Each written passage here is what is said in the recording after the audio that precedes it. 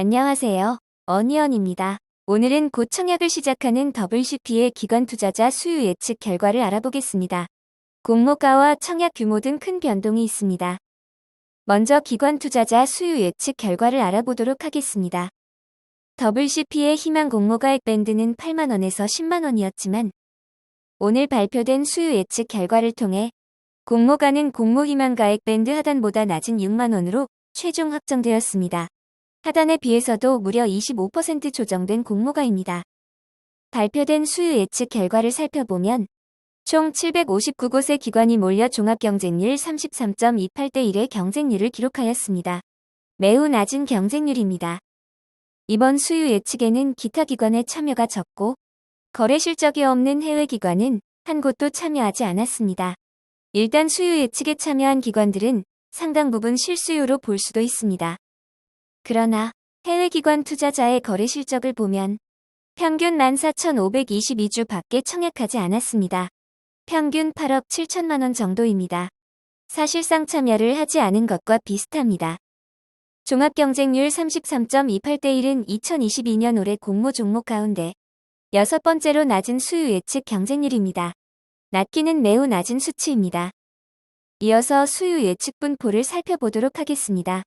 기관 투자자들의 수요 예측은 공모가 하단보다 낮은 밴드 하단 미만에 가장 많이 몰렸습니다. 총 669건입니다. 이에 반해 밴드 상단 초과는 단 4건입니다.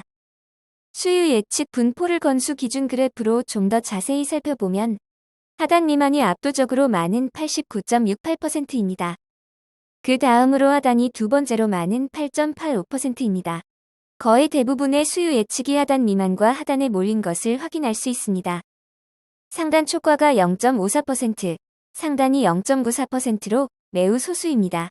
수요 예측 경쟁률과 분포가 이렇게 안 좋았기에 당연히 공모가가 밴드 하단 미만으로 결정된 것입니다. 그러나 공모가 하단인 8만원 미만의 수요 예측 분포가 자세하게 공개되어 있지 않습니다. 따라서 6만원으로 공모가가 조정되었지만 얼마나 많은 기관들이 그 이하에도 있는지는 알 수가 없습니다. 이어서 수요 예측에서 가장 중요한 의무 보유 확약을 살펴보면 의무 보유 확약을 신청한 기관은 44곳입니다. 건수 기준으로 의무 보유 확약은 5.80%로 소수의 기관만이 의무 보유 확약을 신청하였습니다. 그러나 수량으로는 조금 더 적은 4.24%를 기록하였습니다. WCP의 의무 보유 확약은 수량 기준 2021년 평균 의무 보유 확약 신청인 16.34%보다 낮습니다. 올해 진행된 공모주 수요 예측 결과와 비교해보면 13번째로 낮은 의무 보유 확약을 기록하였습니다. 인카금융서비스와 거의 비슷하고 대성하이텍보다 의무 보유 확약 신청 비율이 조금 낮습니다.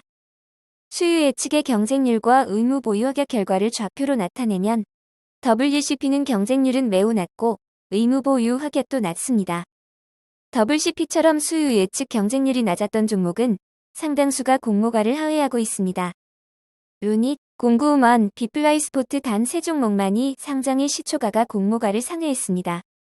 이어서 일정에 대해서 알아보도록 하겠습니다. WCP의 청약은 9월 20일 화요일 시작하여 9월 21일 수요일 마무리됩니다. 매우 많은 청약과 청약 일정이 겹칩니다.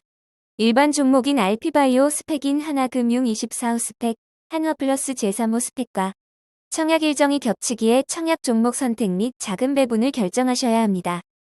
환불일은 2일 뒤인 9월 23일 금요일입니다. WCP의 청약은 모든 증권사가 1일차, 2일차 모두 오전 8시부터 오후 4까지 청약이 진행됩니다. 상장은 9월 30일 금요일 단독 상장으로 예정되어 있습니다. 예정이므로 변동될 수도 있습니다. 이어서 청약 정보 및 청약 증권사에 대해서 알아보도록 하겠습니다. 공모가가 크게 조정되고 공모 규모도 크게 변경되었습니다. 이번 청약에서 우리사주조합에 배정된 주식이 없습니다. 600명이 넘는 적지 않은 직원들이 있고 미리 주식을 나눠주거나 주식 매수 선택권, 스톡 옵션도 부여한 적이 없는데도 우리사주조합이 설립되지 않았습니다. 적지 않은 규모의 회사임에도 우리사주조합도 없다는 점은 주식을 받으려고 한 직원들이 매우 소수였던 것일 수도 있기에 큰 단점으로 볼 수 있습니다. 이번 공모에서 일반 청약자에게 배정된 주식은 25%이고 공모가 기준 약 1,080억 원입니다. 공모가가 낮아지고 공모 규모가 20%나 줄어들었지만 여전히 매우 큰 규모의 청약입니다. 이번 청약은 KB증권 신한금융투자, 삼성증권 세 증권사로 진행되며 KB증권과 신한금융투자의 대부분인 93%의 주식이 배정되었습니다. 먼저 KB증권은 청약 수수료가 1,500원으로 가장 저렴합니다. 고객 등급이 높거나 청약자가 65세 이상인 경우에도 면제입니다. KB증권은 청약기간 중에 개설해도 청약에 참여하실 수 있습니다. 단, 비대면 계좌 개설을 하거나 은행제 휴계좌 개설만 가능합니다. KB증권은 가장 낮은 일반 100% 등급의 경우 3만 주를 청약할 수 있고 3만 주의 청약 증거금은 9억 원입니다. 청약 규모가 매우 크기에 가장 낮은 등급의 한도도 큽니다. 신한금융투자는 청약 수수료가 2,000원입니다. 청약 기간 중에 개설해도 청약에 참여하실 수 있습니다. 단, 비대면 계좌 개설을 하거나 은행제 휴계좌 개설만 가능합니다. 신한금융투자는 온라인 청약 시 모두 우대 200% 등급으로 청약하실 수 있습니다. 우대 200% 등급의 경우 48,000주를 청약할 수 있고 48,000주의 청약 증거금은 14억 4천만 원입니다. 삼성증권은 청약 수수료가 2,000원입니다. 삼성증권도 청약기간 중에 개설해도 청약에 참여하실 수 있습니다. 삼성증권은 가장 낮은 온라인 등급의 경우 3,000주를 청약할 수 있고 3,000주의 청약 증거금은 9천만 원입니다. 일반 등급, 우대 등급은 온라인 등급보다 2배, 4배 한도가 더 큽니다. 이번 청약의 최소 단위 청약은 증권사마다 다릅니다. 가장 규모가 큰 KB증권의 경우 최소 청약 단위가 20주입니다. WCP는 일반 공모주이기에 청약 증거금률이 50%이기에 20주의 청약 증거금은 60만 원입니다. 삼성증권과 신한금융투자는 모두 최소 청약 단위가 10주이고 10주의 청약 증거금은 30만 원입니다. 이어서 WCP의 상장일 유통 물량을 알아보도록 하겠습니다. WCP의 확정된 공모가 6만 원 기준 상장. 시가총액은 2조 218억 원입니다. 꽤 큰 규모의 회사입니다.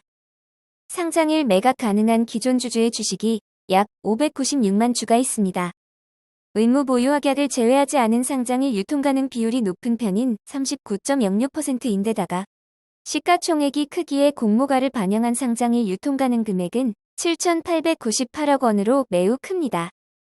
수요 예측 시 의무 보유 확약 신청을 한 기관들에게 평균적인 배정 비율인 250% 정도 배정된다고 가정하면 상장일 유통 가능 비율은 약 37.37%까지 낮아질 수 있습니다. 이 경우 상장일 유통 가능한 금액은 7,555억 원으로 줄어듭니다. 물론 이보다 크게도 낮게도 배정될 수 있습니다. 실제 얼마나 의무 보유 확약이 배정되느냐에 따라 상장일 유통 가능 금액이 변할 수 있는 점은 주의하시기 바랍니다.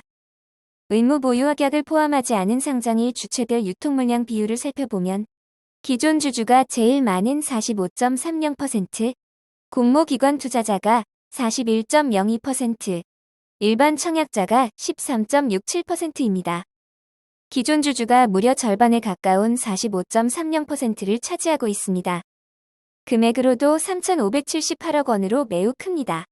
상장일 기존 주주가 빠르게 매도한다면 주가에 매우 큰 영향을 미칠 수 있습니다. 상장일 매각 가능한 주주들을 살펴보면 모두 기관 투자자입니다.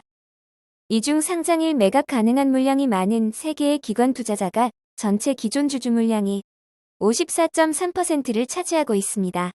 이 중 한 기관만 매도해도 주가에 큰 영향을 줄 수밖에 없습니다. 이번 공모에서 기존 주주의 주식을 매각하는 구주 매출이 18.44%로 예정되었었지만 수요 예측 결과가 좋지 않음에 따라 구주 매출 규모가 줄었습니다. 기존보다 대폭 낮아진 2.40%의 구주 매출만 진행됩니다. 기존 구주 매출 대상을 살펴보면 최대 주주와 기관 투자자들이었지만 구주 매출 규모가 줄어들면서 기관 투자자들이 모두 제외되었습니다. 즉, 최대 주주의 구주 매출은 그대로입니다. 최대 주주의 구주 매출 대금은 103.7억 원입니다. 그 결과 구주 매출이 줄어든 것이 꼭 좋은 것만은 아닌 상황이 되었습니다. 기존 기관 투자자들이 구주 매출을 하려고 했던 주식들이 모두 상장일 매각이 가능한 주식이 되었습니다. 2022년 공모주 의무 보유 확약 제외 전 유통 물량과 비교하면 LG에너지솔루션을 제외하고 가장 큰 유통 물량입니다.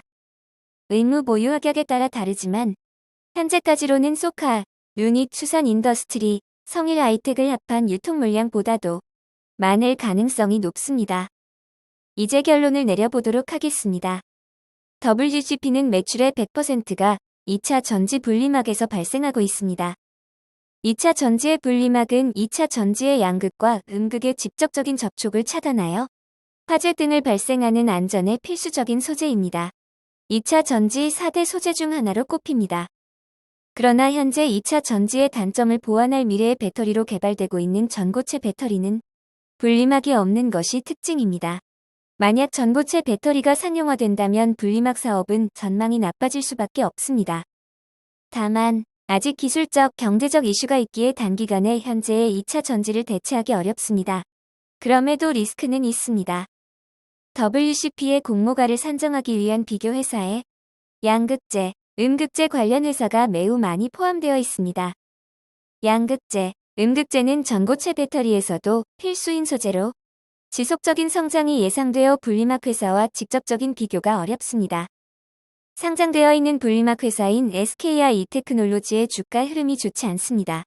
상장 이후 고점을 찍은 후 지속적으로 하락하고 있는 점은 WCP에도 안 좋은 영향을 줄 것 같습니다.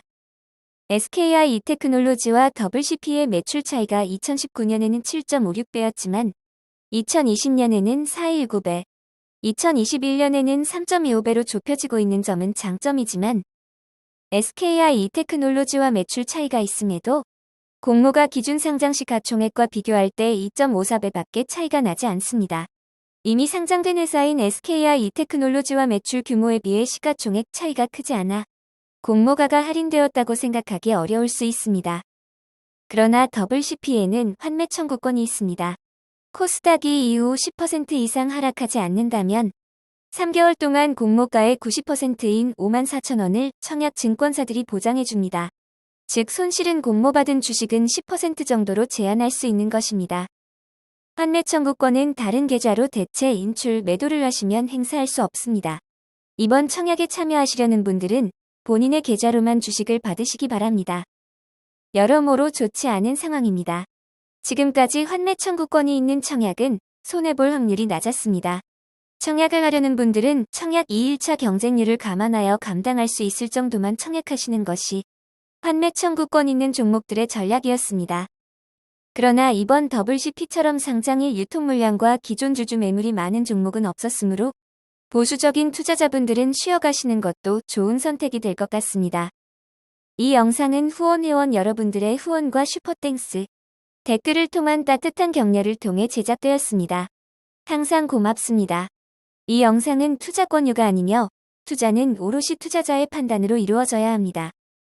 항상 봐주셔서 고맙습니다.